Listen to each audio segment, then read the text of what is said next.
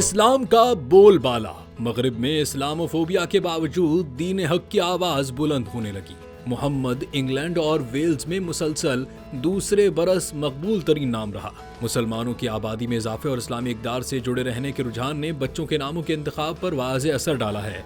बरतानवी महकमा शुमारियात के जारी करदा ताज़ा आदादो शुमार के मुताबिक 2024 में इंग्लैंड और वेल्स में मोहम्मद लड़कों के लिए सबसे ज्यादा रखा जाने वाला नाम रहा। ये मुसलसल दूसरा साल है जब मोहम्मद ने टॉप पोजीशन हासिल की है। 2016 से ये नाम टॉप 10 में शामिल रहा है। 2021 में ये 5वें, 2022 में दूसरे और 2023 में पहले नंबर पर रहा। दूसरे नंबर पर नोह जबकि तीसरे नंबर पर ओलिवर रहा।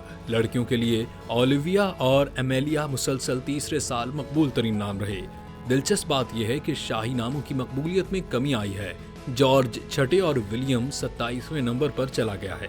ये रुझान बरतानिया की बदलती समाजी और सकाफती साख्त की अक्कासी करता है।